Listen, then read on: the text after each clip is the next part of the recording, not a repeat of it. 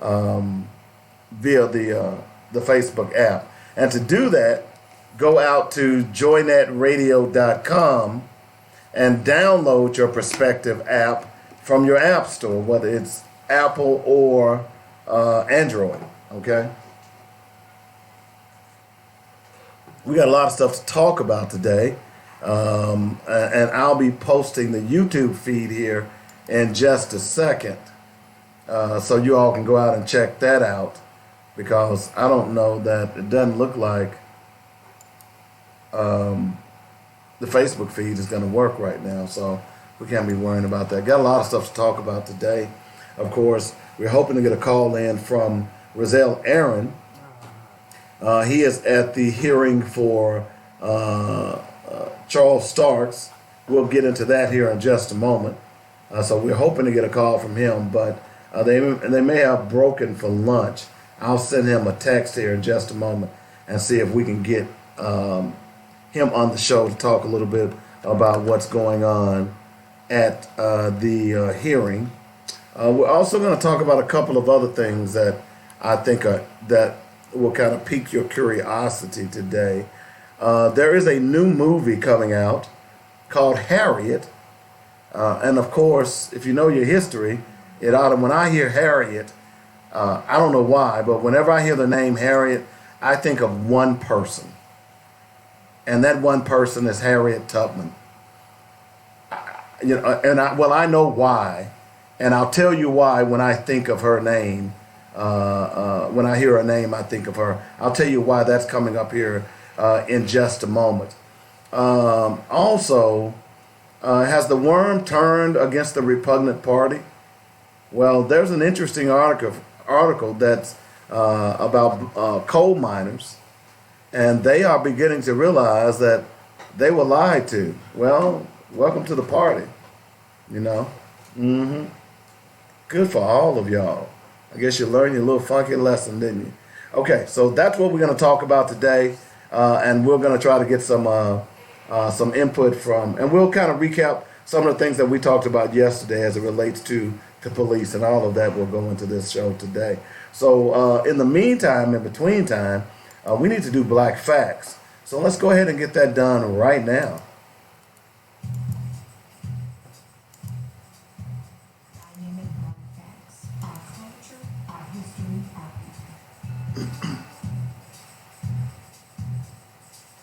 All right, so Dynamic Black Facts today is going to be about the Tulsa Massacre. Now, a lot of people will try to paint it as a Tulsa riot, but it was a Tulsa Massacre. So this is an account. It's called A Survivor's Granddaughter Reflects on the Tulsa Massacre. It was a horrendous situation. Last month, before a House committee, writer Ta-Nehisi Coates referred to something called Black Wall Street in making his case for slavery reparations. The name refers to the Greenwood section of Tulsa, Oklahoma, which was a wealthy African American community until it was burned to the ground in 1921 by a white mob. More than 300 African Americans were killed in what became known as the Tulsa Race Massacre.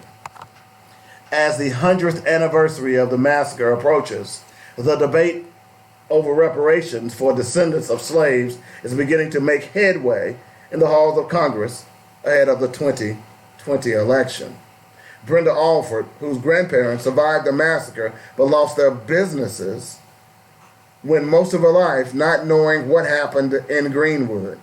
Before the massacre, her grandparents owned a shoe shop as well as a record store, dance pavilion, and community skating rink.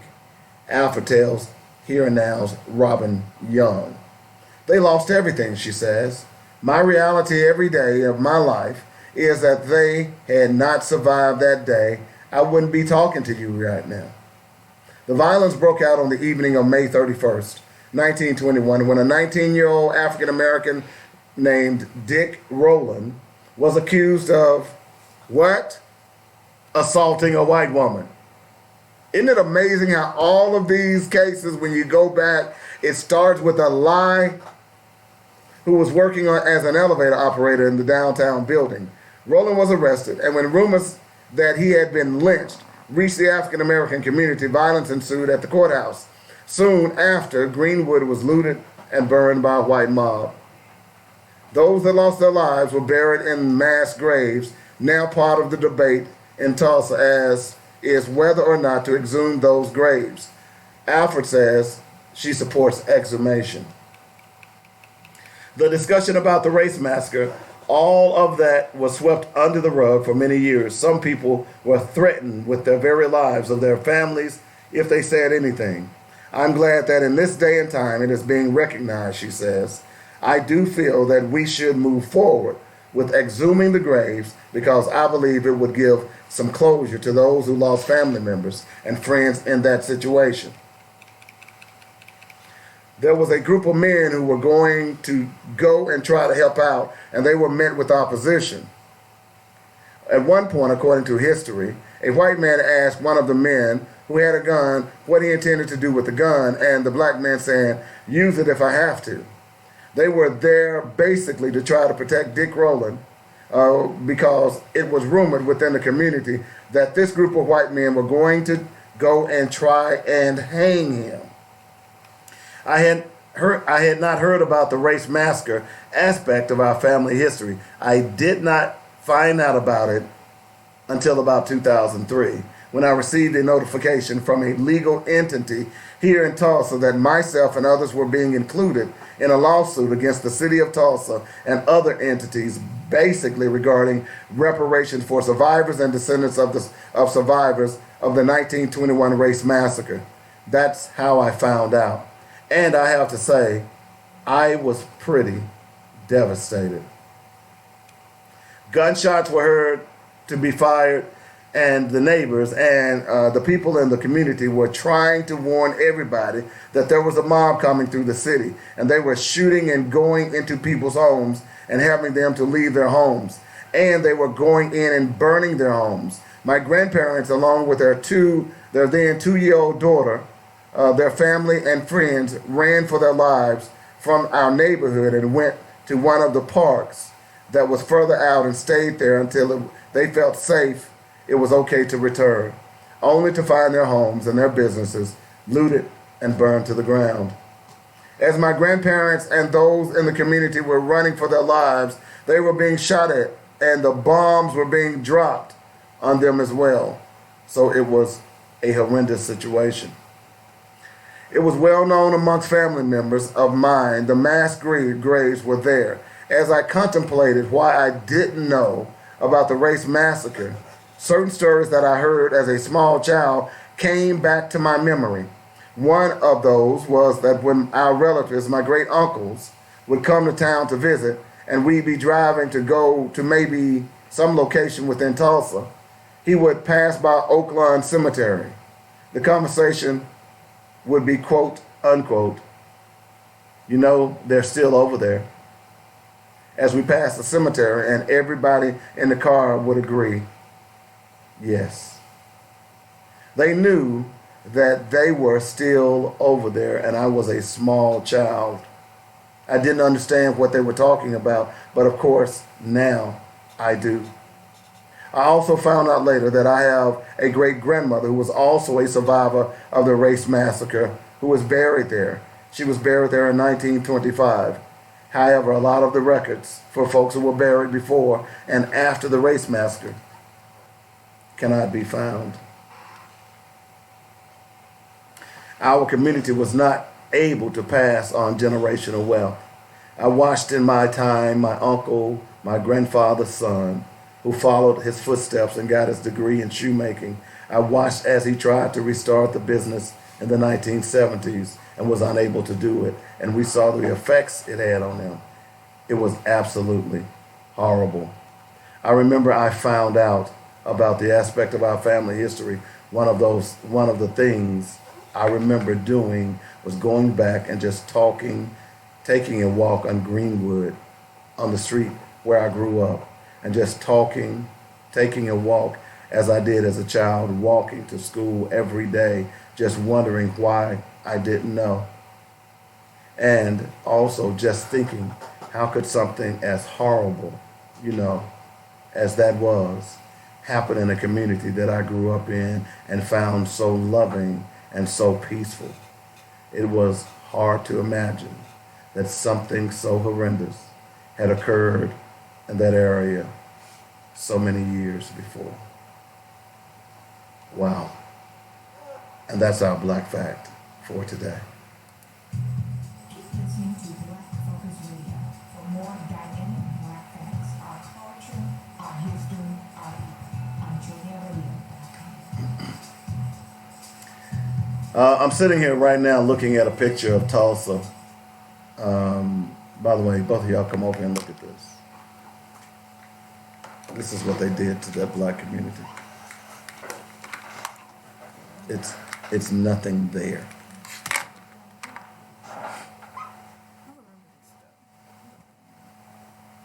It's nothing there. Now, what they did, this is the first time in the history of, have you ever heard of posse comitatus? Posse comitatus is a rule or a law that American troops cannot wage war in America on American citizens. Okay? This is the first time in the history and the only time in history that they actually had the Air Force to bomb this community. Well, they were dropping World War I bombs on these people. Yeah. So I just wanted you all to see that. So remember the other day when we were talking about Greenwood, Archer, and Pine, the Gap Band? Greenwood is the street they're talking about. A lot of people don't know that the Gap Band, they're named after Greenwood, Archer, and Pine. Those three streets intersect somewhere on this map. And it was bombed. That's where they came from. That's the name, the Gap Band. Okay? So, just want to show you all that. 855-525-5683 is the number. We're going to take a quick break. When we come back, I'm going to try to reach out to Rozelle and see if he can call the show and talk a little bit about what's going on with Charles Starks. And if not, we'll leave the lines open so that if we can get him sometime before the show is out, we'll do that as well. So we'll go ahead and get that done here in just a moment. You're listening to Black Focus Radio, our issues, our solutions, our voices on joinnetradio.com.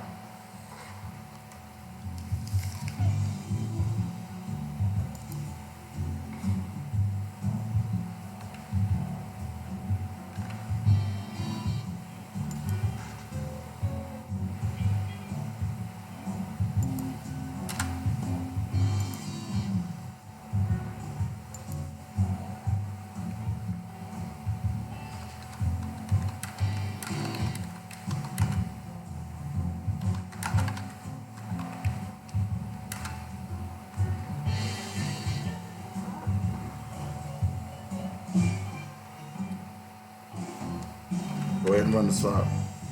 That's it. Yeah. Make sure my mic is dead, killed.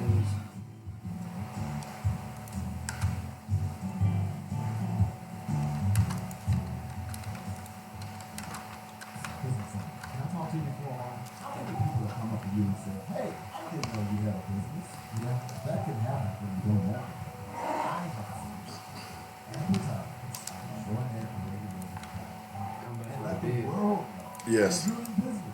I know what you're thinking. Advertising is so expensive. I've got a great package for you that will cut your expense and increase your bottom line. So what do you think about that? Let's start up a new business. It's called the AW program.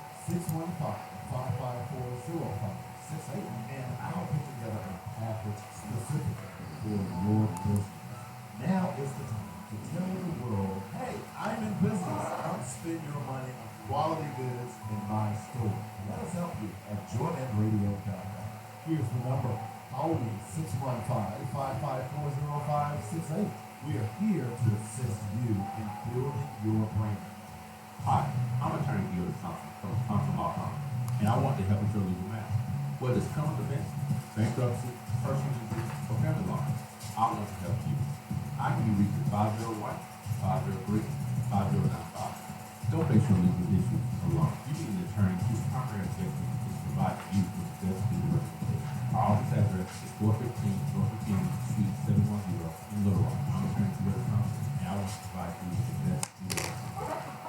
I'm so glad I found the Kicker Bar. It's like my very own personal training studio. A Kicker Bar removed the guesswork and intimidation and offered me a very supportive and structured environment. Remember, if I tell you to pot up the phone, you can go ahead and put it in program. Make sure it's in program and make sure it's in audition. And everything, my mic needs to be in program and audition as well. Okay. And the automation pot needs to be in program and audition. Okay. You want to just keep this out? Just keep this up anyway? The automation? The phone? No, just no. Because I don't know if he's going to call, so. So the entire staff takes great pride in the caring, personal, and professional services they provide. Cremations, funeral planning, area policy, life insurance, notary, and monument sales are just a few of the services they offer. Flexible packages are available as well. Mitchell Funeral Home appreciates the trust and confidence placed in them and will continue to enhance their services so as to serve you better. Call now. Get connected. 870-246-2611. That's 870-246-2611. Call, click, or come by. MitchellFuneralServices.com. Don't wait till we need it. Call us now. Let's walk through this together. 870-246-2611. It's quality you can appreciate and service you can depend on at Mitchell Funeral Home.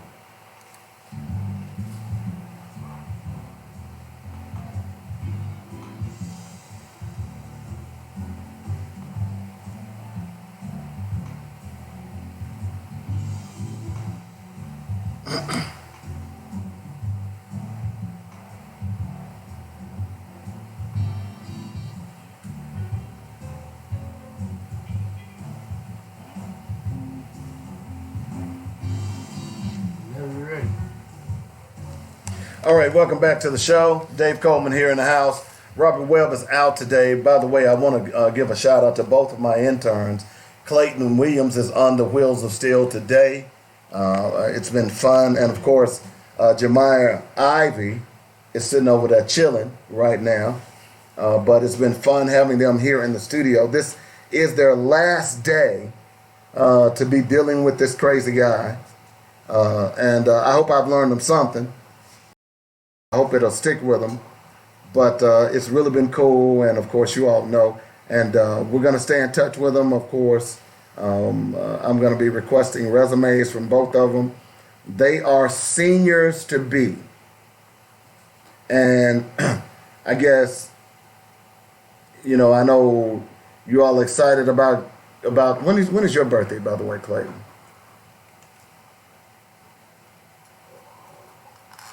My birthday is February 24th. Yeah. So you turned 18 in February. And what about you, Jemiah?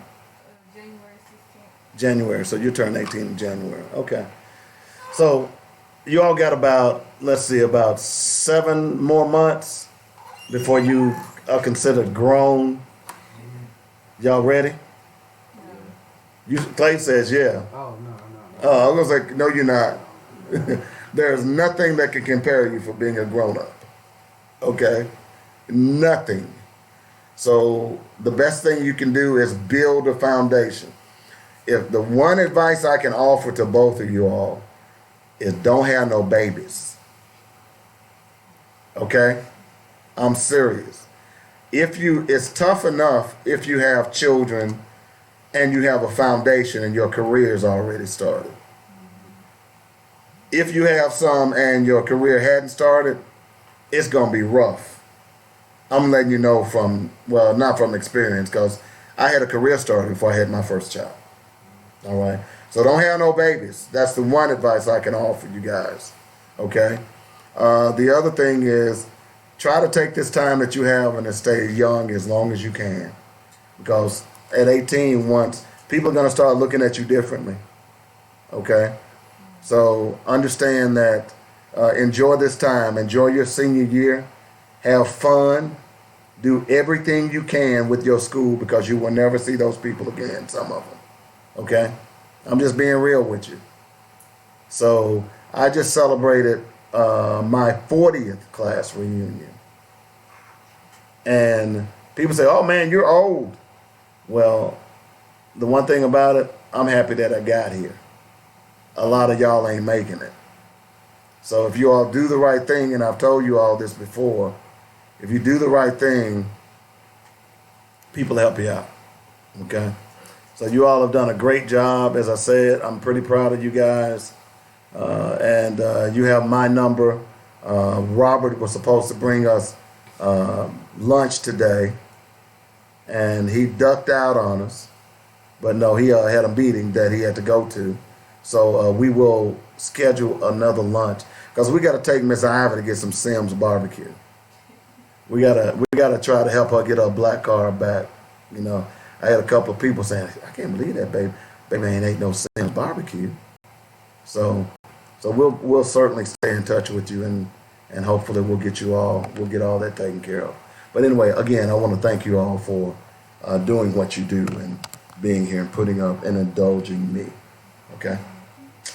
All right, so let's talk a little bit about this hearing. I put out the bat signal to Rozelle Aaron. We may or may not get a call from him today. Okay? So let me just say this about, oh, wait a minute, let's see who this is. 855-525-5683 is the number. Is this Rozelle?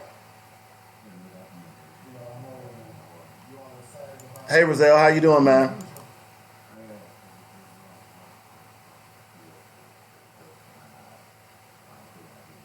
Give me some monitor. Yeah, I'm just gonna let you run with it, and I'll break in when I need to. So, what has transpired thus far, and where are we as it relates to the hearing? Yeah, so far where we are is Diane Eddings is the attorney for Chief Humphrey and the police department. Give me some more And, monitor. Robert Newcomb is the attorney for Charles Starks. Eddings opened Keep going, within, keep the police department's position. And then he opened with putting Starks on, or calling Starks as his first witness. Starks is probably one of the most, he's the most incredible witness that I've ever seen on the stand. It's clear that he's lying, he's making up things. You know, I talk about it all the time when we talk about police, about customizing reports and customizing police officers that are trained to customize what they say on the witness stand. And basically everything that he's doing so far are reverse lies, reverse answers to make it appear that he was justified in what he did. Now, they terminated him because for one of the reasons that he blocked in people that Bradley was driving. And so they're primarily sticking to that one point to where Diane Eddings, the police department's attorney, was trying to prove that they had good cause to terminate him. And so far, Starks has contradicted himself on a number of occasions. Again, his testimony is clearly rehearsed. He's not even pretending that it's just a natural response. The second witness that they called, Diane Eddings called Officer Kelly. Kelly was a former, he's a little like police officer, K-9 officer, but he's a former trainer at the police academy. He trained Starks and Starks was at the academy, and he contradicted 99% of the things that Starks said in regards to training, the training he received, what he should have done in contrast to what he actually did. And so Diane Eddings and the other attorney working with Diane Eddings, I think it's more. But they're doing an excellent job, in my opinion, of presenting the police department's case in regards to why they terminated Starks and to a whole termination. The commission members, it's a little bit different than a typical trial. Similar to this attorney who is, I call Cayenne the prosecutor because he's the prosecuting side. And then Charles' attorney, Newton, the defense attorney. And then you have an extra layer with the commissioners. And so both attorneys have a chance to examine and cross-examine all the witnesses. But then also the commissioners at the end of each witness have an opportunity to ask questions. And so far, I think that there are four, and it just happened to be, well, five members of the commission are asking some very interesting questions. That leads me to believe that they're going to vote to uphold the termination. Not surprisingly enough, four of the five that are actually asking questions are the African American commissioners, and there's one that appears to be the president of the commission, a white male, that asking some questions as well. I'm surprised that the other commissioners, some of them, when you watch them, don't even appear to be engaged with the testimony. And typically when that happens, and of course all of those are white, but typically when that happens, it's because they've already decided on how they're going to vote. And so listening or engaging in hearing is not relevant since they've already made their minds up. Roselle, how many commissioners are there? There are 7 commissioners, and so it only takes 5 to uphold the termination. What is the racial makeup of the commission? There are 4 black and 3 white. Interesting. There are 2 black males, 2 black females, and then there are 2 white females, 1 white female and 2 white males. And so that's the makeup, and of course the majority is simple majority, and that is, assuming I did 5 out of 7, 4 out of 7. Actually, yeah, 4 out of 7 Yeah. have to vote to approve determination. And so in essence, I guess I was speaking too quick, in essence, the 4 African American commissioners could in fact uphold the determination by themselves. That might be a positive. So let me ask you: has there, to your knowledge, what was the crowd like? Give me an idea of the makeup of the crowd. The majority of the crowd are people that are supporting the Blackshot family, and there are some that are obviously police officers, a couple that are police officers that were. Those officers have a group text thing going, and we've got a person sitting by one of the officers that's observing those texts. And basically, those officers are texting back and forth in text messages. We'll probably FOI messages. They are, for example, when Russ Raycop enters the room, one of that time the group text the police officer sent out the text to let the uniform officers know that Russ has just walked in the room. And then about a couple, 3 or 4 minutes after that, they came over to Russ and escorted Russ out of the room for recording the meeting because they have this directive that they came up with on this last Tuesday that the public nor the media is allowed to record during the appeal process. And so Now is that new? Yeah, it was just that Tuesday. So that was passed by the city board, right? By the Civil Service Commission. Okay, so how is that constitutional? Well, there's arguments back and forth now. Matter of fact, we've got a couple of lawyers that look into it, including how they did know that we were tested back and forth last night. They're taking a look at it. But the problem is because it's such short notice. Right. Obviously, the hearing's happening now, that it will most likely not impact this hearing unless it actually goes into a second day, of course, which is tomorrow. It's a second 2 days. And so, although they say that this was not done specifically for this hearing, in my opinion, it's clear that that is exactly why it was done. As a matter of fact, there was some kind of communication or an email sent out by the director of the Civil Service Commission, an email in regards to the recording. And in her email, it said, and this is not verbatim, but basically it mentioned a blogger, not by name, but a blogger, that records during these meetings and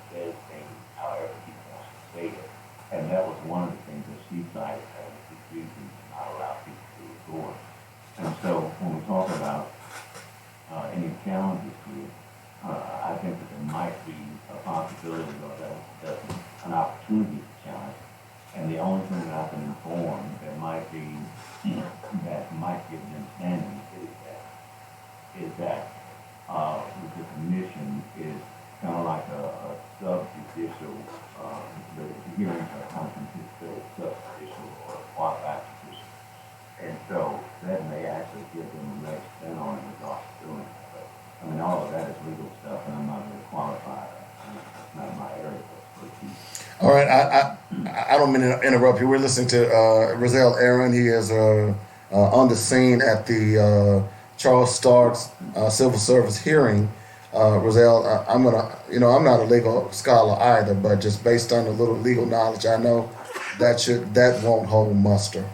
They're not a judicial body, okay? They are a body appointed by the mayor, and if someone wants to bring that case to court, I think they prevail. But you're right; it's at this late date, it won't get in the courts quick enough. Let me ask you about the police. Are there any black police officers there supporting Charles Starks? You can't really tell who's supporting who. There's there now in the audience. I don't recognize any black police officers that are sitting in the audience. It appears that all the black police officers are there, that they are either witnesses or they are working for security reasons. And so the only people that we've been able to identify as Stark supporters are the ones that we've previously identified, and we know them. But then there are some that are having conversations during the hearing, and we can identify those people based on the conversations during the hearing. But as far as I have not seen any black off-duty officers that I recognize in that meeting. Have you seen any white supremacists, Proud Boys, KKK members? Oddly enough, no. Now, there was a lot of communication from some of the organizations, the SEAL Network and the Highwaymen in particular, that they would be attending to support Starks. But as far as the people that I know by faith, none of them are in the room.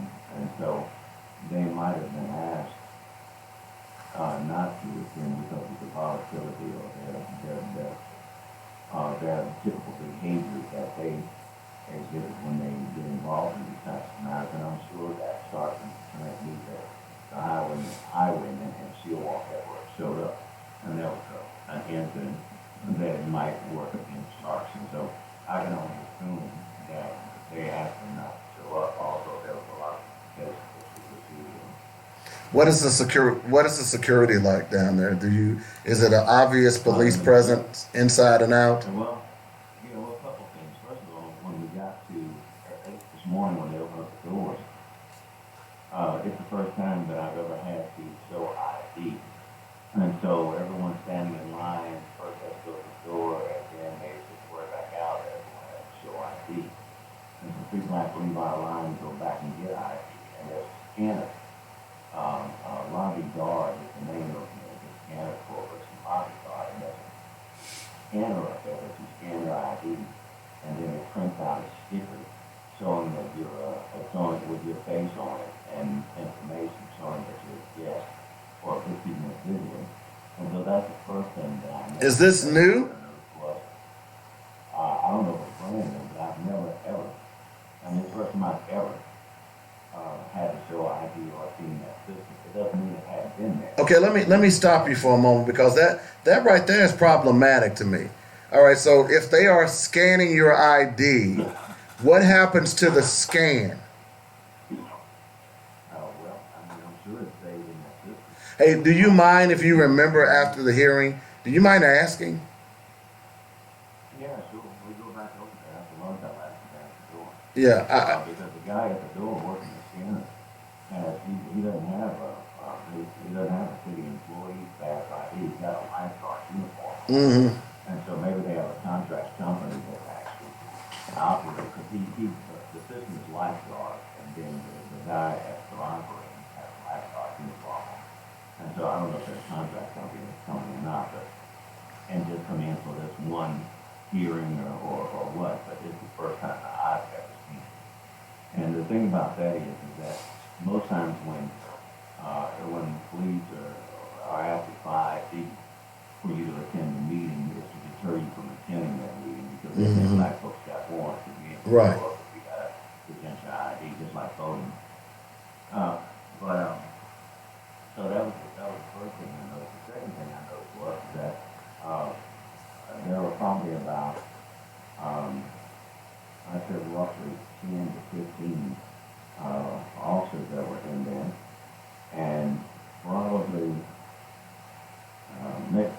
probably 85 to 90% of the officers that are there on duty. I'm sure you could probably guess who they look like. They look like us.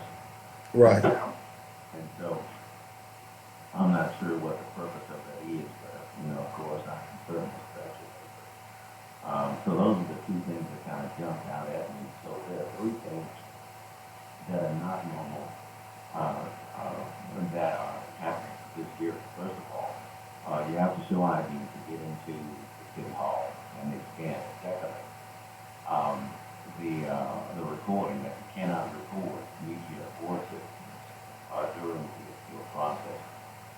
And then lastly, the officers that are there, that are majority African American officers that are there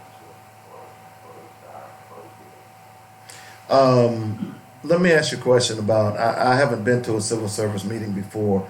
Do they allow people to videotape in previous civil services meetings?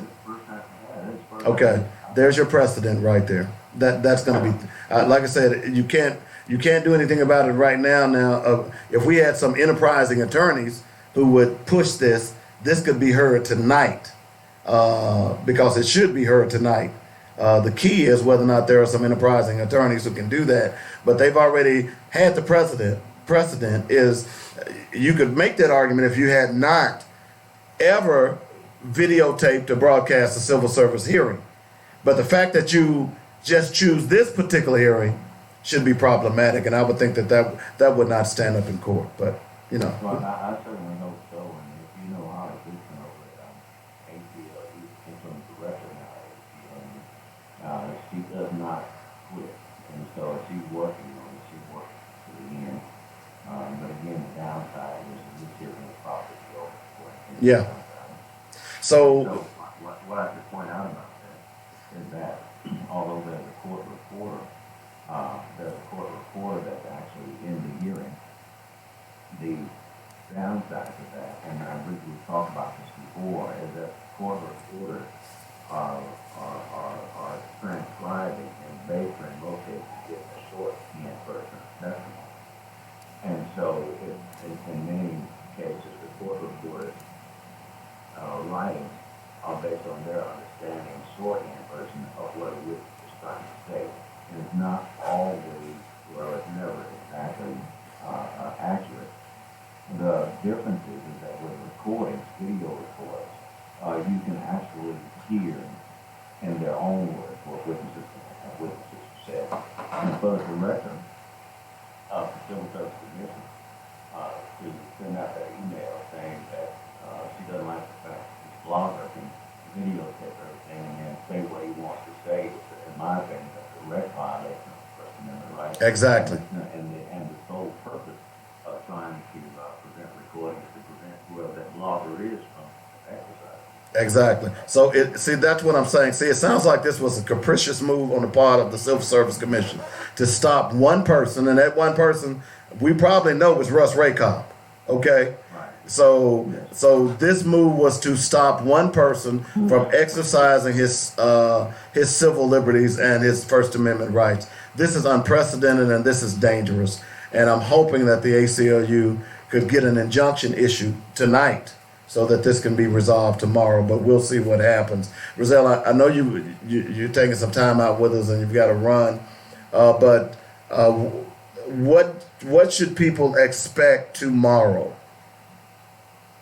Because I don't understand why this is taking so long. Well, because the defense attorney, Robert Newton, mentioned at the beginning of the year in his statement that we had a lot of witnesses involved. And so it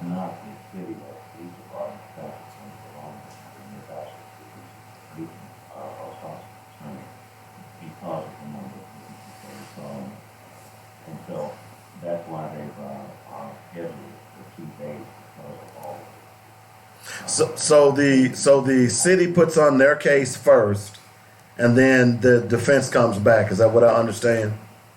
Yeah. Okay. Okay. Yeah. So I've got to, I'm sitting there looking at my lunch, looking at those. I know. I'm sorry, Miss Josephine. Sorry, tell Miss Josephine I said I'm sorry. And say goodbye to the interns. All right, we're going to do that. Bye. That was Rizal Aaron. Of course, he does the Power of Justice show here Tuesdays and Thursdays at 11 a.m. Prior to my show. And he's at the civil service hearing. They are in a lunch break right now. And there's, according to him, there have been some disturbing things that have already happened. Certainly, keeping people from recording is problematic for me and to me because, number one, I'm a journalist. Now, I meant to tell him, make sure, if you're still listening, Rizal, that you all do a FOIA for any recording information that may have taken place at this civil service hearing. Because I promise you, somebody's recording that. I promise you. So, but either way, they can't record. And then, of course, Russ Raycop, who has been on this show, I don't agree with all of Russ Raycop's tactics, but you got to give him credit that Russ Raycop keeps us informed about what's going on in this city. And a lot of city officials don't like Russ, okay? Because Russ is that sunshine on the pack of rats. Russ is the light that comes on and the roaches scatter, okay? So they had already planned to throw Russ out of the meeting, apparently. So I'm hoping that the ACLU somehow or another can get an injunction issued this evening. This is what I talk about enterprising attorneys. These are the types of attorneys that we need working to fight here in Little Rock. Because I'll be honest with you, the ACLU can't do everything. So you brothers out there who are attorneys, these are things that we need you to get on. Now, I know you may not be able to do it this time around, but these are things that how we ought to be prepared. Because they should issue, and in fact, this meeting should have been postponed until such time that they resolve the issue of whether or not it can be recorded. Because as I've said, and again, I'm not an attorney by any stretch of the imagination, but just based on, some knowledge, some common knowledge here, if there was a precedent that they had never recorded any other civil service hearings, I can understand that. Clearly that, and based on the news from one commissioner, clearly they passed this particular ordinance for this hearing alone. And this should be problematic to everybody. The one thing I'm for more than anything else in America is the First Amendment. Okay? I make my living by the First Amendment. I believe in the First Amendment. You should too. Because it is the basic fundamental building block of our American democracy. If we don't have dissension, if I can't speak my mind, then we are a dictatorship. We are Russia. We are China.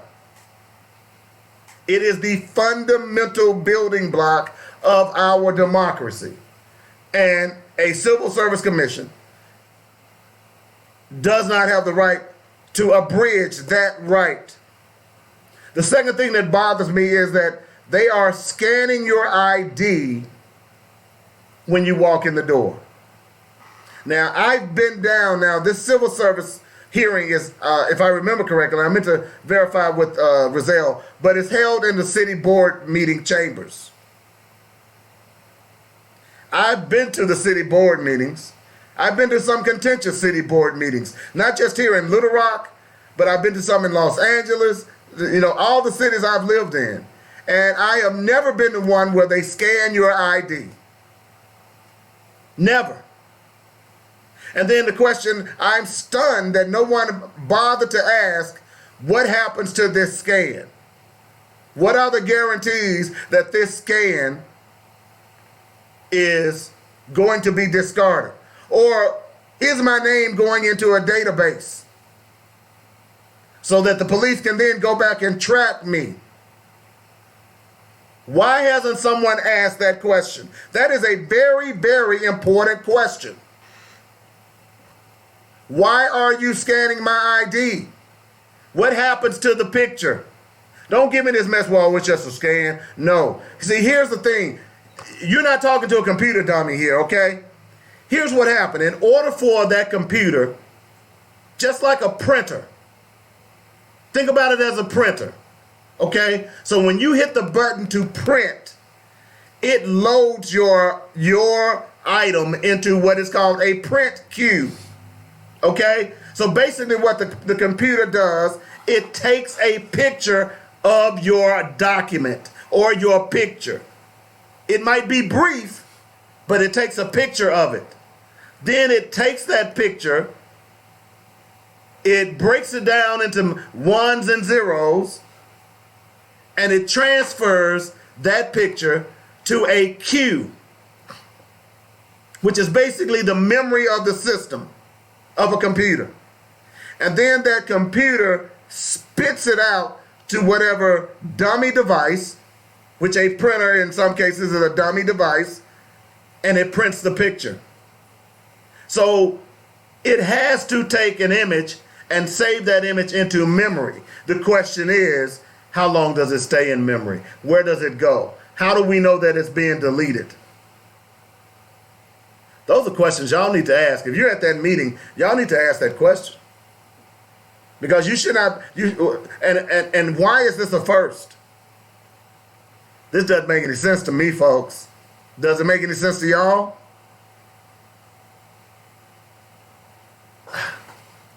I don't know. 855-525-5683 is the number. That's how you get in touch with us. Now, according to Rezel reading some of the commissioners, the racial makeup is 4 black, 3 white. I know one of them. As a matter of fact, let's do this. Let me see if I can pull up their names. Unless they got those black, right? Blocked, I should say. Let's see if we can find their names real fast. I don't think they're like secret. Okay. Henry Atkins, Maxine Allen, Kara Boyd Connors, Jeffrey Hillebrand, O'Bray Nunley Jr., Paula Stitz. Well, these are current members, so there are only 5 on here. But according to Rezel, there are 4 black and 3 white. I know O'Bray Nunley. In fact, I played high school football with O'Bray. In fact, I grew up on 24th and Schiller, and O'Bray grew up on 24th. Lived next door to one of my other good friends, Reuben Harris. So I know O'Bray. Let me just say, I know O'Bray. I'm just going to leave it at that. All right. So, Rezel is reading the tea leaves. He believes that the firing will be upheld. We'll see. Fortunately, I'm going to be honest with you, I have no confidence that it will be upheld. Sorry. I just don't. I think the fix is in. I think that this guy's going to get his job back. And I'd be curious to see what happens in Little Rock then. I'd be curious to find out whether or not black preachers will protest. You know, I'd be curious to find out if white Christians will come and protest. That's what I'd really be curious. If Charles Starks gets his job back, will white Christians join black Christians and protest this travesty?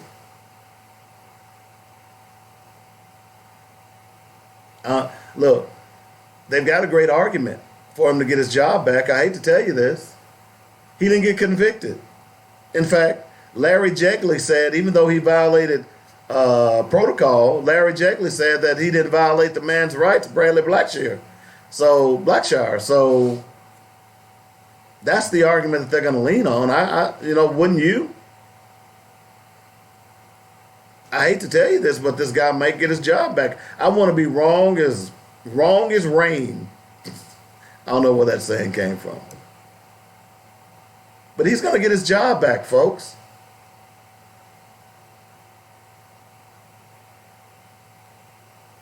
The reason I'm bringing this up is because it's time for y'all to do something, man. What are you going to do if he gets his job back? What will the black community in Little Rock do? I don't want you to go out and burn down nobody's buildings. Don't go and burn down nobody's houses.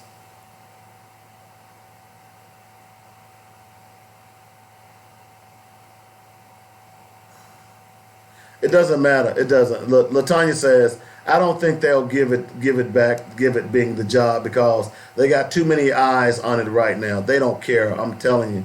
Isn't it clear to you all now that white people don't care what y'all think?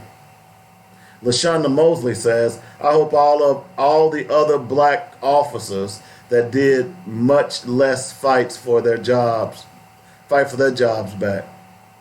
Well, what she's saying is the black officers who have been fired, who did much less, who were fired, hopefully they'll fight back. Ladybug says, they will give it back with open arms. They don't care. And unfortunately, I agree with Ladybug on this one. You know, I was one of the ones when this first broke and it first happened. I said at that point, as much as it pained me to say it, that Charles Starks would not be convicted. In fact, I said he would not even be charged. I wasn't happy with that prediction, but I was right. And I'm hoping I'm not happy with this prediction. Some predictions you make, but you don't want them to be true. And I'm going to be honest with you, I don't think that they can fire him. I don't think they will. I just don't think they will. It would be nice. It would go a long way in doing some healing in this city.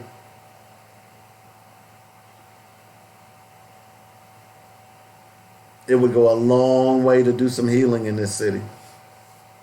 Because as I said yesterday, people in this city don't trust the police, especially in the minority communities. They do not trust the police, and it doesn't matter if they're black or white.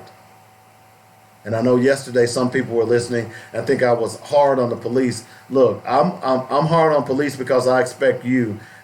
To me, a police officer should be cut from a different cloth.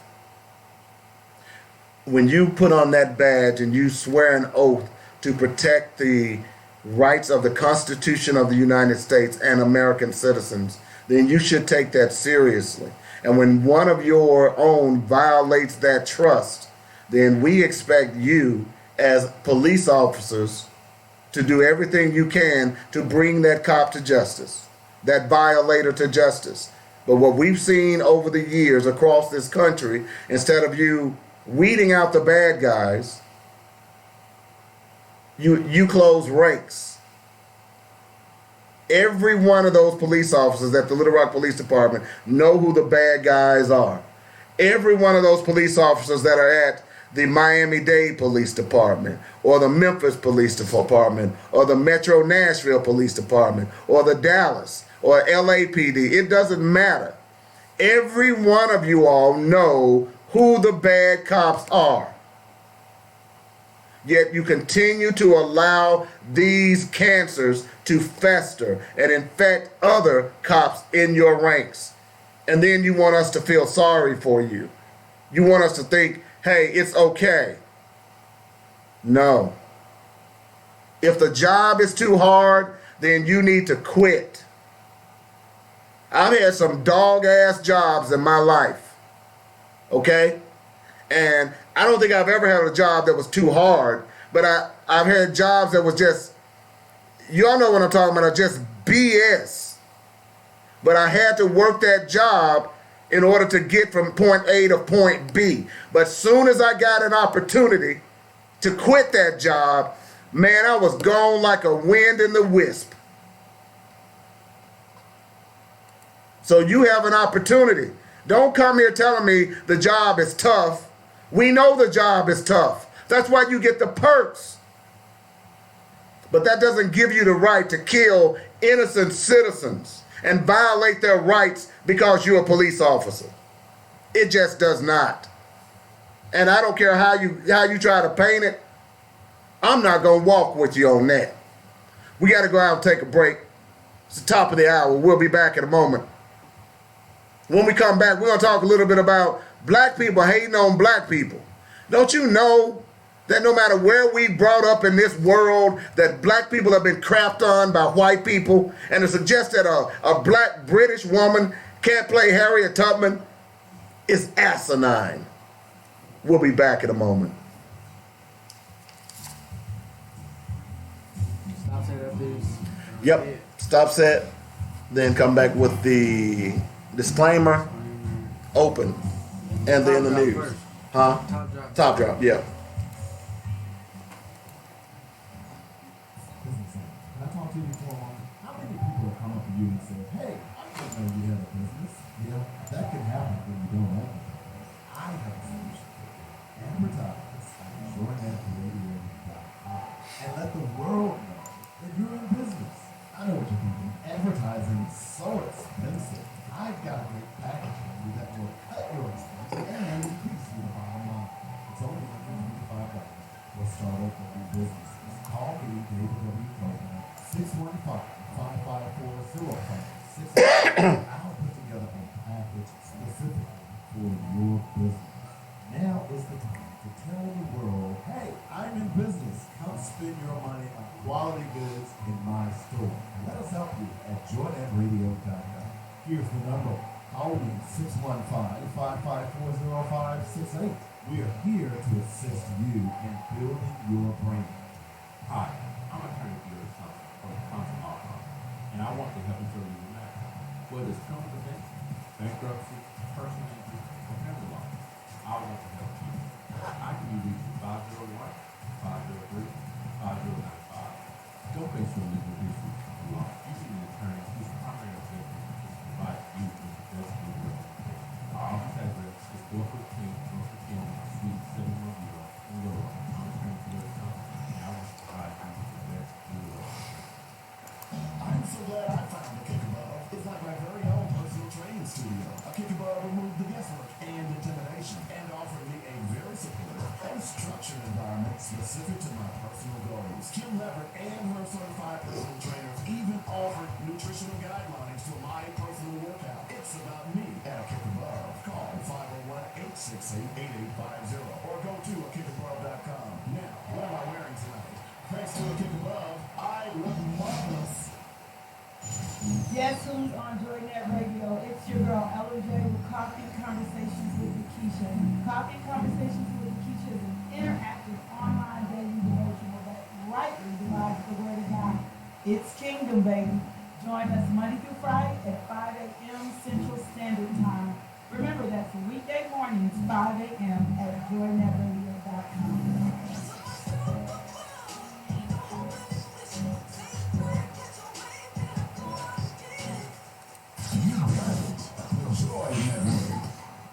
The views and opinions expressed today on Black Focus Radio are not the views and opinions of the station, its management, or its advertisers. Now, let's get ready to focus on our issues, our solutions, using our voices on Black Focus Radio.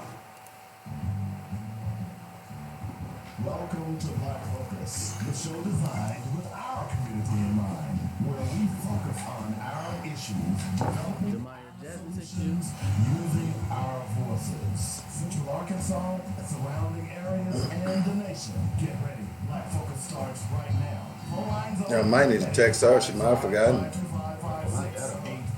So here's your host, David W. Coleman, and your Robert Webb. Oh, have Jamal text. Gotta do B. Oh, yeah, that's right.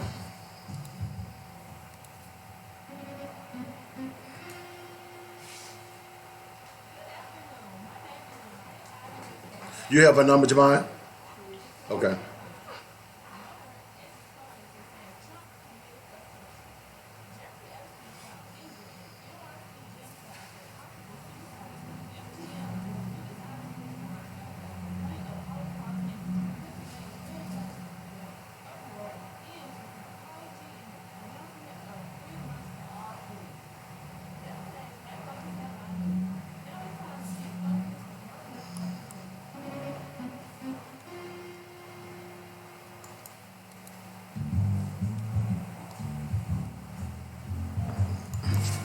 All right, welcome back to the second hour of Black Focus Radio. Our issues, our solutions, our voices. 855-525-5683 is the number. That's how you get in touch with me if you want to join the show. Got a lot more stuff to talk about. Certainly want to talk quickly about the Pennsylvania lunch thing. Y'all crazy, man. So y'all remember the story we talked about earlier in the week where the school district in Pennsylvania was upset because people weren't paying the lunch and they were paying for their lunches and they were in the hole, various people, about $22,000. So a couple of days later, a businessman decided that he was going to pay the entire $22,000. Okay? And the school superintendent, he decided that he wouldn't accept the money. And according to the guy who was going to pay, he says the guy wouldn't accept the money, said that the people can't afford to pay it themselves, and hung up in his face. Now, when I read that article, I cursed. No, I didn't curse. I cussed. Okay? Because that made no sense whatsoever. You upset because you don't have the $22,000, right? So instead of, and you know, when I saw the story, I kind of knew that some philanthropist was going to pay. I just knew it. I saw that coming, okay? But the weird thing about it, and by the way, the name of the high school is Wyoming Valley, and it's in Pennsylvania, okay? So apparently the Wyoming Valley West School District issued an apology on Wednesday for sending letters to parents earlier this month that threatened to put school children in foster care if they didn't pay.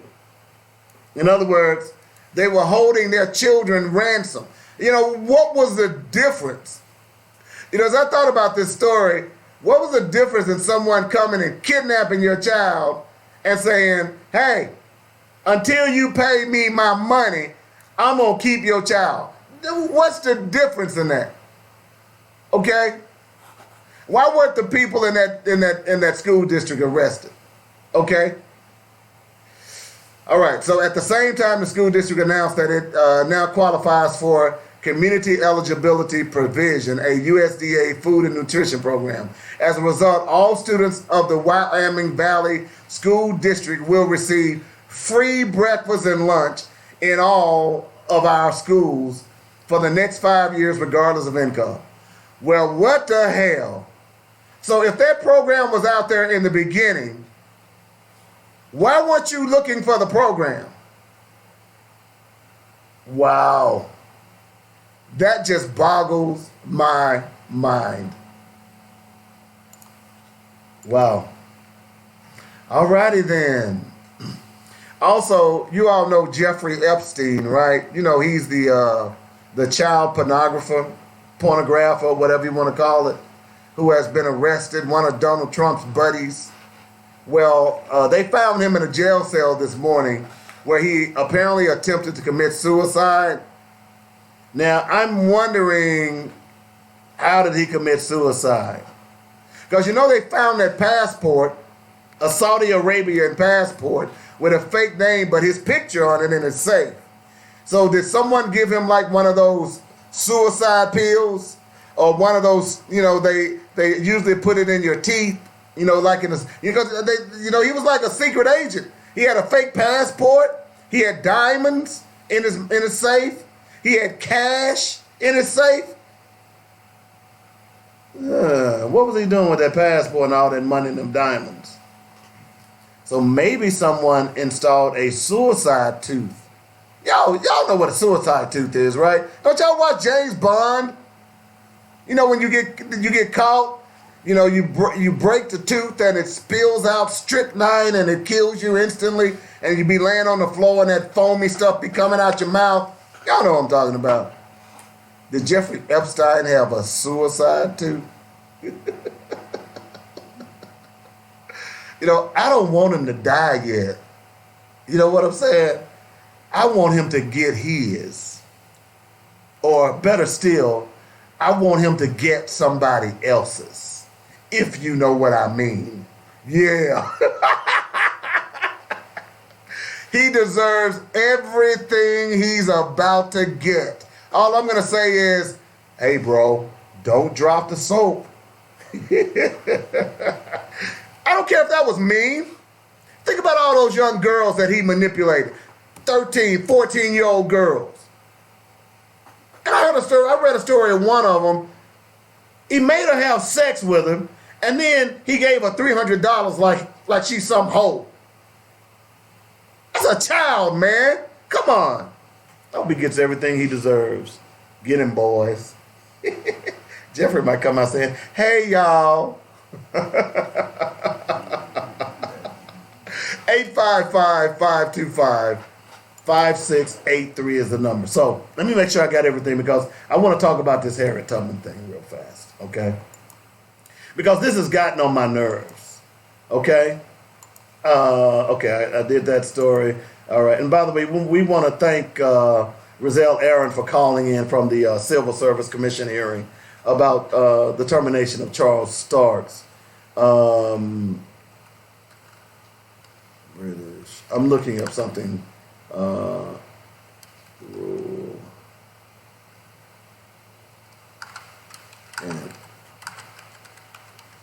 Okay. All right, so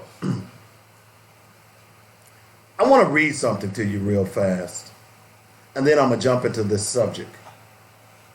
And the reason I'm doing this is because something has occurred that really has ticked me off.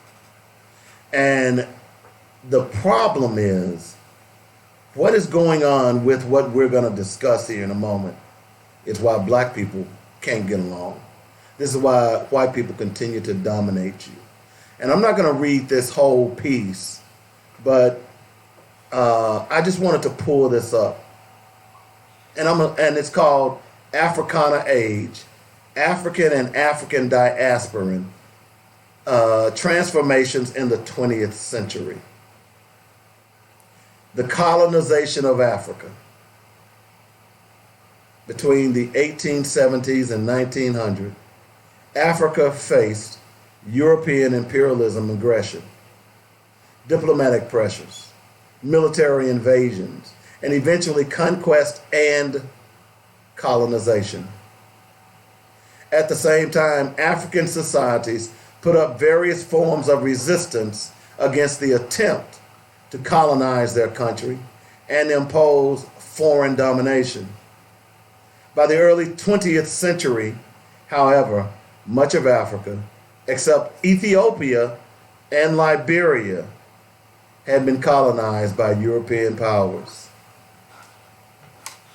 European imperialists pushed into Africa was motivated by three factors: economic, political, and social. It developed in the 19th century following the collapse of the profitability of the slave trade, its abolition and suppression, as well as the expansion of the European capitalist industrial revolution. The imperatives capitalistic industrial revolution included the demand for assured sources of raw materials, the search for guaranteed markets and profitable investments outlets, spurred the European scramble and the partition and eventual conquest of Africa. Thus, the primary motivation for European intrusion was economic. So there's more to this story, and I will post this. Now, I'm also reading a story about and it's on CNN, and the question was asked, and it's about Egypt and its artifacts. And the question was asked, why were so many of the statues noseless? Why didn't the statues have nose? And we know the answer to that. Now, the article suggests, see, here's why: if you don't read your history, white people will color your history the way they want. Now we know why the noses on those statues don't exist anymore. Because the noses on those statues looked like black people. We know that. That's been proven evidence. But here's an article that is published on CNN where they are simply saying that the reason that the noses are no longer on the statues, and boy, I've never heard this one before. The reason the noses are no longer on the statues is because it was a way to curse the person that died. In other words, they would break their noses off in attempts to thinking that they wouldn't be able to breathe in the spirit world.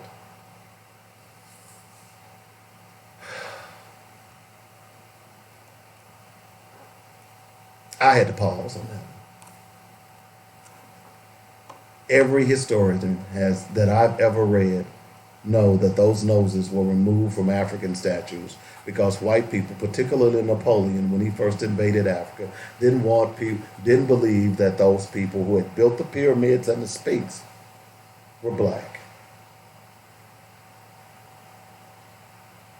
Okay? All right. Now, why am I bringing this up? Why am I bringing this up?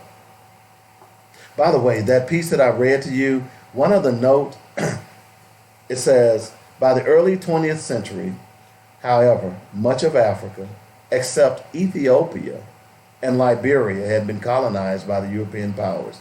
Let me take a moment to talk a little bit about Ethiopia. You all have heard me talk about Haile Selassie, who was the king of Ethiopia. Haile Selassie at one point claimed that he was a direct descendant of Jesus Christ. So that made the Catholic Church wage war on Haile Selassie because the Catholic Church knew that the people in the Bible were black, but the Catholic Church was pushing a white supremacist ideology, just as Christianity has done for decades. So they decided to go and bomb Ethiopia. They waged war on Ethiopia for decades, and they never were able to take over Ethiopia. Ethiopia, in fact, is the only country that has not been colonized in Africa. Did y'all know that? By the way, other than Ethiopia, Ethiopia is one of the two main countries that are mentioned in the Bible. Ethiopia and Egypt. In the Bible, it is called Cush. In some modern Bibles, they go ahead and call it Ethiopia. Those two countries are mentioned more in the Bible than any other two countries, even Rome.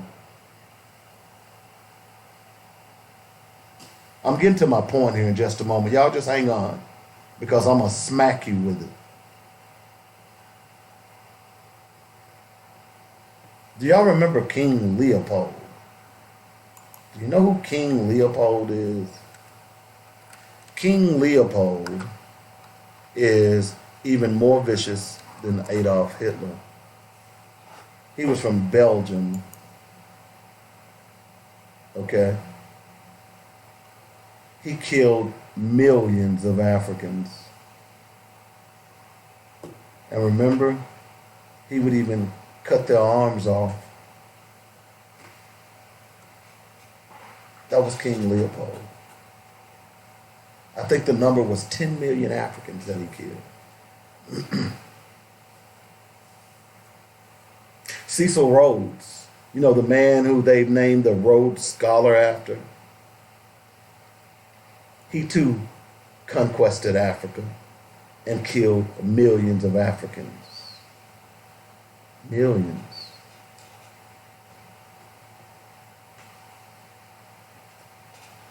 There are plenty of European invaders of Africa who raped and pillaged that country. You just heard me read the piece where after they outlawed slavery, the next conquest was Africa. What you all don't understand is, have you ever looked at a map of Africa? What is the peculiar thing about when you're looking at a map of Africa? When you look at a map of other countries, what is the peculiar thing about Africa and the maps of other countries? Do y'all know? Have you paid attention? Well, let me just explain it to you. When the Europeans decided to invade Africa,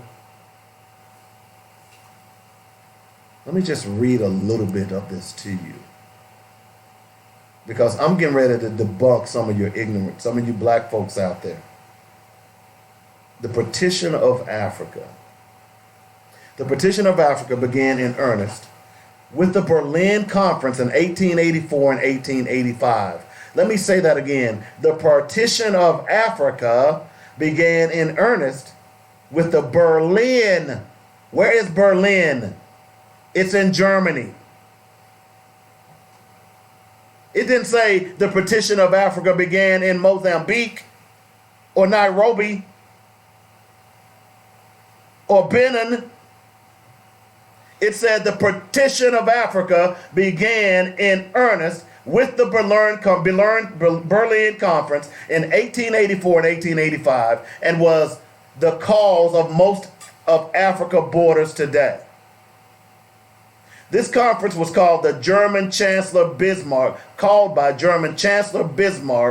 to settle how European countries would claim colonial land in Africa to avoid a war among European nations over African territory. All the major European states were invited to the conference. Germany, France, Great Britain, Netherlands, Belgium, Portugal, and Spain were all considered to have a future role in the imperial partition of Africa. The United States was invited because of its interest in Liberia, but did not attend because it had no desire to build a colonial empire in Africa. Also invited was Austria, Hungary, Sweden, Norway, Denmark, Italy, Turkey, and Russia, who all were considered minor players in the quest of colonizing Africa. Though Italy would claim some colonial possessions in Northeast Africa, most notably there were no Africans present at the conference, nor were any Europeans present to ensure the native Africans had any say in the proceedings. So when you look at an African map, have you ever noticed how the lines or the borders of those countries are uniquely drawn? If you got an opportunity, those of you who are listening to me right now, if you have access to a map, jump on Google and look at Africa's borders. And then look at the United States borders. Or look at Europe's borders. Or for that matter, look at any of the continents and the borders of their countries or their city or their states. The one thing you will realize is that Africa's borders are straight lines, most of them, the majority of them. That is because this Berlin Conference portioned off Africa as if they owned it. In other words, the Europeans did the same thing that they did in the Americas to the Native Americans. By the way, we learned the other day, at least I hope you did, that they too were black. Now, why am I bringing all of this up? You know, I've often said, and I'll say again, and I'll continue to say, that white supremacy has infected this world. Not just America, not just the South. White supremacy has affected, or I should say, infected this world. Do I need to read? Let me just read those European states that was in Africa to partition Africa. And when I say partition, to divide it up for themselves. The same thing that the Europeans did in America. They came in, they took over America and partitioned it, so we now have places like Arkansas and Mississippi and New Orleans, or I should say Louisiana, or New York, or Colorado. Here are the European states or countries that decided to make Africa their playground. Germany, France, Great Britain, the Netherlands, Belgium, Portugal, Spain, Austria-Hungary, Sweden, Norway, Denmark, Italy, Turkey, and Russia. Not one of those countries is a black country. That is white supremacy, ladies and gentlemen. You are a damn fool if you don't think people in Africa suffered from white supremacy just like they do in America. And what that tells me is that you are ignorant of your history. Oh yeah, I'm upset. Because you see, I was excited the other day when the release of the trailer for Harriet came out. You all know Harriet, right? Harriet Tubman, the Black Moses. Y'all know her, right? You see, the reason I'm so in love with Harriet Tubman was my first heroine. She was the first woman that I admired. You know why? Because Harriet Tubman, that was the very first Black history research paper that I ever wrote. It was the very first. We had to write a paper on 3 people. Harriet Tubman was the first, was my first. Dr. Charles Drew was the other one. And I believe the third one was Daniel Hale Williams. I went on to read a book about, and Nat Turner. Yeah, Nat Turner. And I also wrote one about John Brown. A lot of people don't know that John Brown was a white boy that fought against slavery. So I went on to read a book about Harriet Tubman. And one thing I realized, you know, long before they started doing these shows and talking about Harriet Tubman, a lot of people didn't know that Harriet Tubman used to black out on the trail. Y'all know why she used to black out? Because Harriet Tubman was in a feed store one day and there was a white man in there, and according to the accounts, she didn't answer the white man's question the way he or she felt like it, and before Harriet knew it, she had been hit in the head with a 2-pound fishing weight. And they thought she was going to die. They thought she was going to die.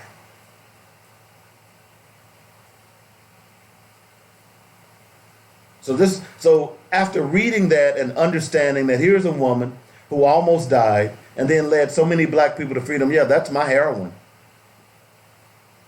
So I was excited the other day when I saw the piece about Harriet. I was like, yeah, about time someone did a story about Harriet Tubman. And then I got ticked off because black people in America are upset that the British woman who's playing Harriet Tubman, they're saying that because she's not an African American woman, she don't understand what slavery did to African Americans. So how could she play such a great African American woman, such a heroine? The young lady who's playing her is Cynthia Erivo. And there's been all kinds of backlash. In fact, black people have been getting on Twitter saying they're gonna boycott the movie. Wait a minute. You got children? Here is, we're finally getting actors from Hollywood to portray stories about our people. And you're going to boycott this movie because the person that is playing the lead is from Great Britain? Are you serious? You see, that's why I gave you that little history lesson before I got to this story. Now, what you should have gotten out of that history lesson is that everybody in this world, every black nation in this world has been affected by bigotry, racism, and white supremacy. You don't have to be from America to understand that if you're black. I read a story in The Guardian, which is a Britain newspaper, that talked about how a black guy was shot and killed by two white guys just for walking down the street. Remember the story of the young brother who was it in Greece? Who spoke to a white woman and they chased him down and killed him? You remember that story, don't you? Or maybe you don't listen to the weekly sports magazine. I told you the story of Giannis Antetokounmpo. You know who he is, right? He's the current MVP of where? The NBA. But you know, Giannis Antetokounmpo couldn't walk at night where he grew up. Because you know, his parents are immigrants from Nigeria to Greece. And Giannis Antetokounmpo didn't always be a basketball player. He had to learn. And the story goes that a former basketball player that was from Greece decided to start a national team. He went into the black areas of Greece to look for basketball players because he had played with black players in the United States and he understood their makeup, their body type. Now, if you don't believe this story, go look it up for yourself. So he ran across Giannis and his brother. And when Giannis first started playing basketball, he couldn't play. He was terrible. So Giannis oftentimes would stay past practice. In fact, his white teammates even laughed at him and said he would never become a star. Then Giannis sprouted. He grew. And he got better. But all the time while he was growing and practicing, Giannis quite often would stay past dark. But Giannis wouldn't go home. It wasn't that Giannis was dedicated. In fact, he was to some extent from the story that I read. But Giannis was also in fear of his life. Because oftentimes, roving white teens, if they saw an immigrant on the street, especially a black one, they would beat them and kill them in some respect. So Giannis would spend the night in the gym on a mattress. But y'all didn't know that, did you? What I'm trying to tell you is that white supremacy has affected every black person in this world. And for you all to be coming for this young lady because she's from Great Britain and to suggest that because she's from Great Britain, oh, she don't know the pain of white supremacy, what that simply tells me is that you all don't know your history. And that's part of the reason that we suffer. It makes no sense to me why black people in America are at odds with black people from Africa. But you know, we are. It makes no sense to me that if that African didn't open his mouth and speak, you would consider him black just like you. But I gave you that background on European imperialism simply because it's clear to me that you all don't understand the power of white supremacy. In fact, you all don't realize that you are still under the thumb of white supremacy. That you would actually chastise a black woman because she's from Great Britain. Let me give you another example. Just this week, what happened that supports my point? Y'all know what happened. You've seen the movie. Y'all know him. You know him. He likes his martinis shaken, not stirred. That person, you know who he is, right? 007, James Bond. And just this past week, it was rumored, well, even before now, because Daniel Craig no longer wants to be James Bond. About a year ago, it was rumored that Idris Elba was going to take over James Bond. And white people went in a tizzy. This week, there was another sister. Her name is Lashana Lynch.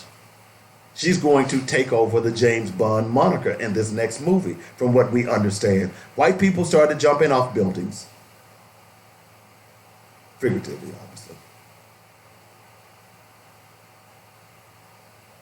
So you think the black people in Great Britain don't catch hell with racism like black people in America? You're a damn fool. Black people are. Do you think the Aborigines in Australia don't catch hell like black people in America? You're a damn fool. You think black people in Nigeria and Liberia and Benin. Remember the story I told you about the French museum that one of their displays are heads of Africans? Remember the festival that I told you about that happens in the Netherlands for King Leopold? And every Christmas, what do?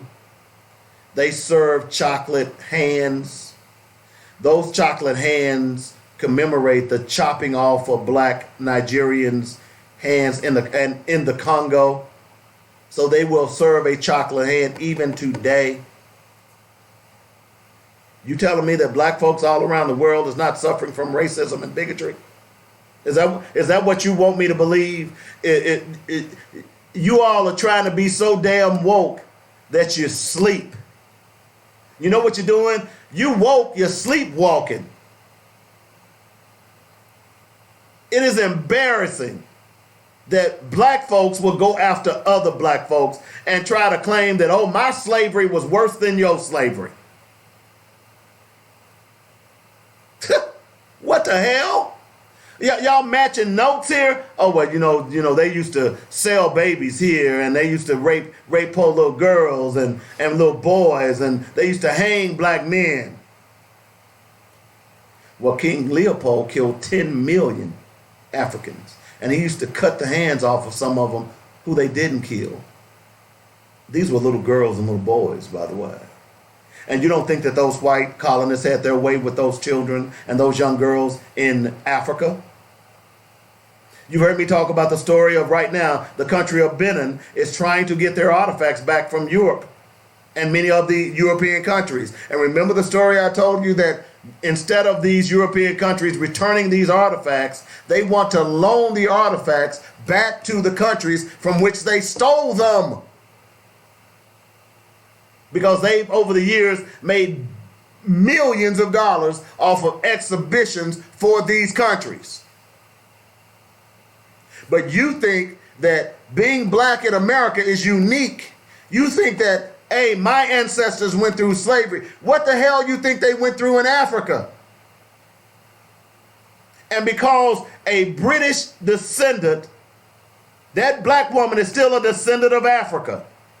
Her parents, her ancestors suffered some of the same stuff that your ancestors suffered. But you telling me that she can't play Harriet Tubman? Is that what I understand?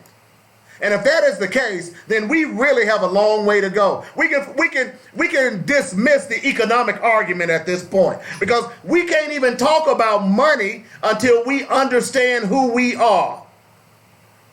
And whether the only difference in that woman in Great Britain and her ancestors and black people in America is a boat stop.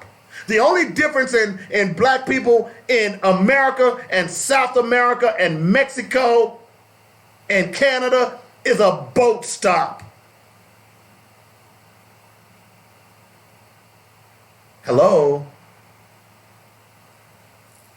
So you're telling me that a British woman can't play Harriet Tubman? I say you're a damn lie.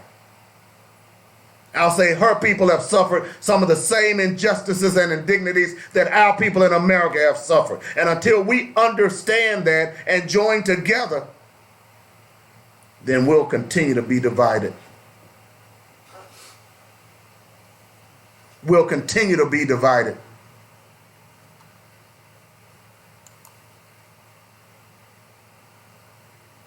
If you disagree with me, I'd like to hear from you. 855-525-5683. You don't think their history was stolen from them? You don't think that their history was taken from them? You don't think that they hide their history? How much African history do you think black Europeans get in the school books? How much? Brothers and sisters, we don't have time. Let me say this again. We don't have time to try to decide who's blacker than the other person. At the end of the day, if you have melanin in your skin, you are subjected to white supremacy. Let me say this again. If you have melanin, in other words, when you look in the mirror, if that reflection points back to you and you chocolate, you got a big nose, you know, then what do you expect? This is unbelievable that you all would do this. This is, I don't know what to say. And I'm pretty sure that many of you all will attack me for bringing this up. But I could not let this go. I read this piece the other day, and when I saw the rigmarole, as old folks used to call it back in the day, I could not help but to read this again. So let me do that for a moment here. So you mean to tell me that someone down your ancestry line survived being chained to other human bodies for several months in the bottom of a disease-infested ship during the Middle Passage, lost their language, customs, and traditions, picked up the English language as best they could while working free of charge from sunup to sundown as they watched babies sold from their arms and women raped by ruthless slave owners,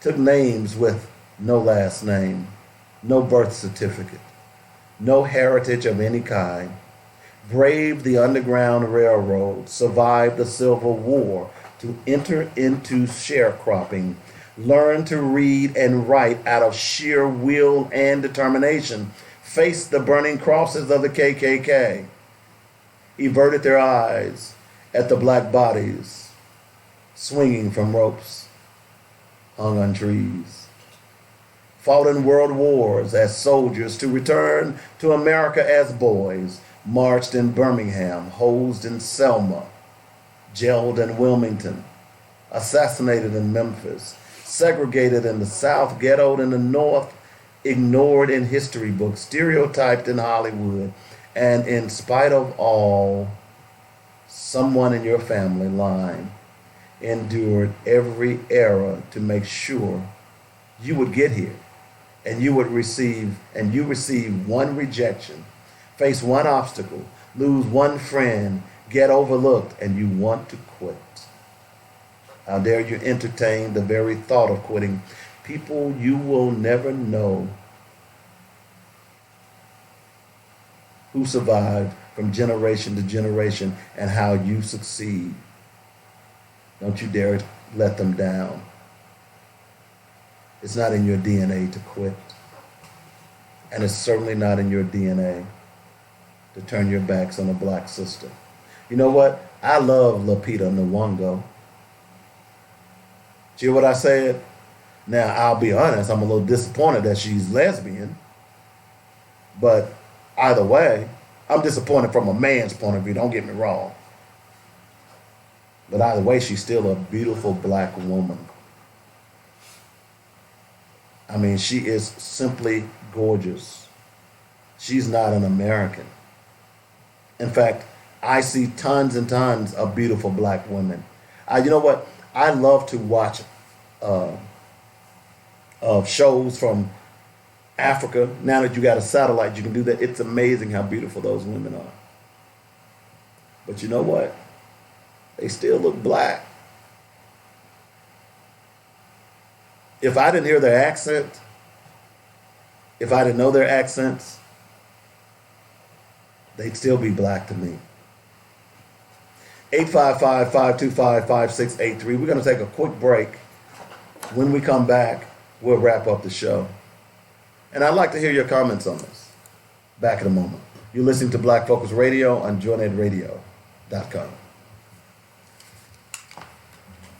That's it. Yep. What the fuck? Just play 2.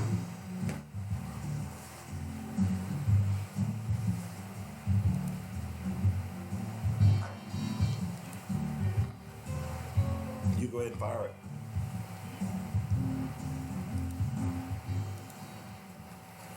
I talked to you before. How many people come up to you and say, Hey, Jazz will take a long time. She still hadn't responded to y'all? She said she's coming. She didn't say when. I don't know.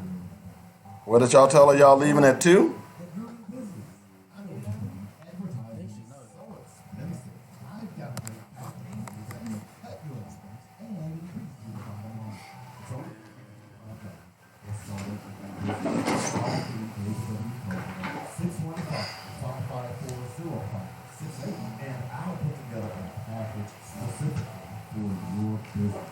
Now is the time to tell the world, hey, I'm in business. Come spend your money on quality goods in my store. Let us help you at joynetradio.com. Here's the number. Call me 615-554-0568. We are here to assist you in building your brand. Hi, I'm attorney Gilbert Thompson from Thompson Law Firm, and I want to help you through legal matters. Whether it's current events, bankruptcy, personal injury, or family law, I want to help you. I can be reached at 501-503-5095. I'm going to see it too, Tanya. Our office address is 415 North Virginia, Suite 710, in Little Rock. I'm attorney Gilbert Thompson, and I want to provide you with the best legal representation. I'm so glad I found the Kick Above. It's like my very own personal training studio. A Kick Above removes the guesswork and intimidation and offers me a very supportive and structured environment specific to my personal goals. Kim Maverick and her certified personal trainers even offer nutritional guidelines for my personal workout. It's about me at a Kick Above. Call 501-868-8850 or go to akickabove.com. Now, what am I wearing tonight? Thanks to a Kick Above, I look marvelous. Mitchell Funeral Home welcomes all of Arkadelphia and Arkansas in Clark County since 1966. At Mitchell Funeral Home, they understand that the funeral is a celebration of life and legacy, so the entire staff takes great pride in the caring, personal, and professional services they provide. Cremations, funeral planning, burial policy, life insurance, notary, and monument sales are just a few of the services they offer. Flexible packages are available as well. Mitchell Funeral Home appreciates the trust and confidence placed in them and will continue to enhance their services. So, as to serve you well, call now. Get connected. 870-246-2611. That's 870-246-2611. Call, click, or come by. Hello, Miss Brooks. Services.com. Don't wait till we need it. Call us now. Let's walk through this together. 870-246-2611. It's quality you can appreciate and service you can depend on at Mitchell Funeral Home. All right, welcome back to the show. We're about to wrap this thing up. I agree with Tanya. I'm going to see Harriet. Here's the other sick thing about it.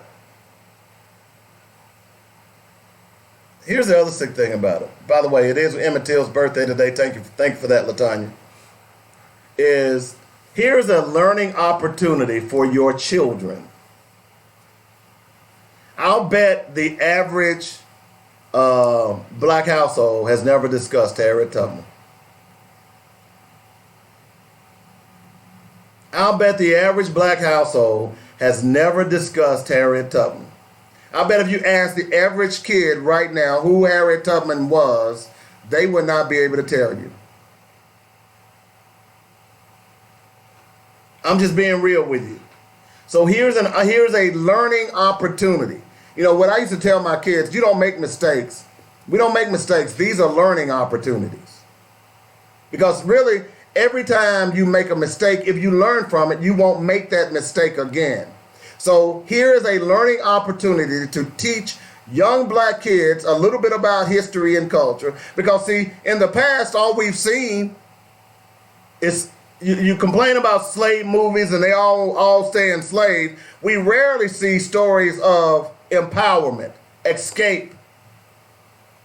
So we're seeing more and more movies now about heroes and heroines of the slave trade.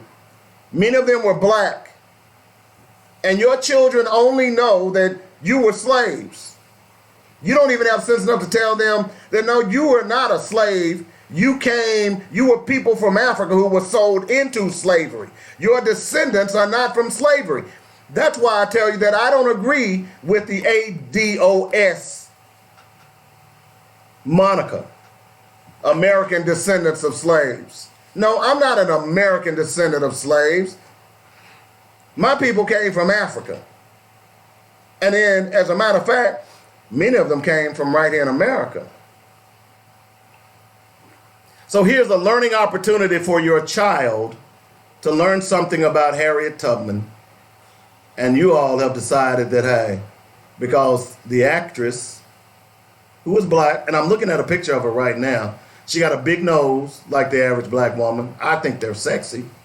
She got big lips like the average black woman. I can't see her body type, but I'm willing to bet you she built like a black woman. You know, that's why they wanted y'all, because their women didn't look like y'all. In fact, you finer than they women. So y'all telling me this woman that if you didn't know she was from Britain, you wouldn't know, you would think she was from 16th Street in your neighborhood or 18th Street. You grew up with a woman that looked just like her. But because she's from Great Britain, you're telling me that she can't play the role of Harriet Tubman.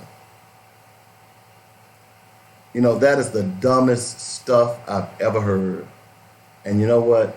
We are lost. We're lost. We got a long way to go. I tell you all the time that white supremacy is real. White supremacy is what keeps us from shopping at each other's stores. White supremacy is what keeps black police officers protecting white police officers when they do illegal things in black communities. That's white supremacy. But y'all don't get it. Y'all would rather go ahead and attack a sister. Because at the end of the day, she's still a sister to me. One thing I love, and Little Rock they have a big African area, but the problem is that they are not in one area. But I love traveling because in all the cities that I've traveled in, or traveled to, or lived in, there's always a giant African population. Huge. And I love going up and talking to them brothers and sisters. Love those women. We got to understand that we didn't come over on the same boats, but we're in the same boat.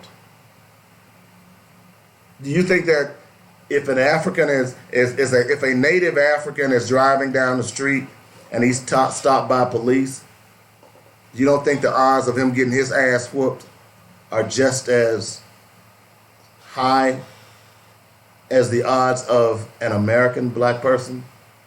You don't think so? See, you forget that the police, they only see color. They don't see nationalities. Y'all forget that.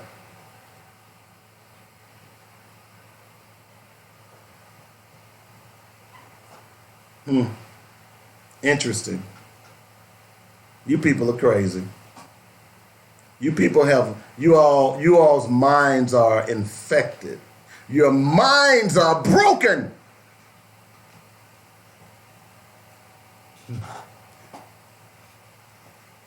Where'd that line come from? Jason Bourne. The Bourne supremacy. His mind is broken. That's what's wrong with many of us. You know, my mind was broken at one point. It was broken. I was like a lot of you all out there.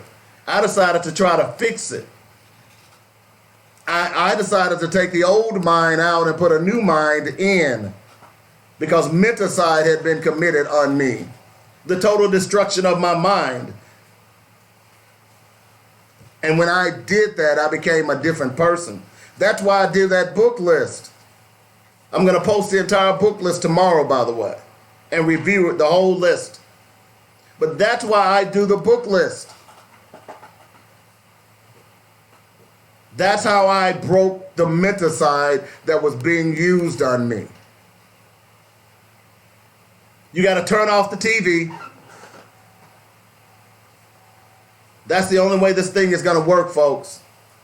You've got to get used to, you got to unlearn the things that you've learned. Hello? I know it's hard. But freedom ain't easy, my brothers and sisters. It never has been, and it never will be.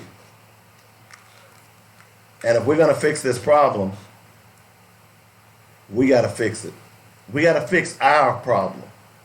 And our problem is we don't support one another. Let me read this quote to you again before I go. Television, and you know, we watched very little television in my house when my kids were growing up. There were certain programs I just wouldn't let them watch. There was time. Because I called the television the tell lies vision. Because it betrayed black people as criminals, thugs, prostitutes. It colored your mind. So here's a quote for you. Television is the monster in your home, and it's called a program for a reason. You get that line? It's called a program for a reason. Your television is nothing more than an electronic mind-altering device. It has been designed to psychologically change the way you view reality. And you know what? It's working. It's working. And this argument about in other words, who's the worst, who went through most slavery than the other? You know, a friend of mine, he had his son killed. And we were talking about all of how people are being killed. And you know, one thing he said to me, dead is dead. You understand that?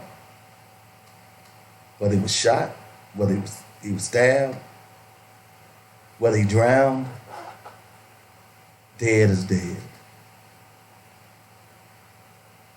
And you know what?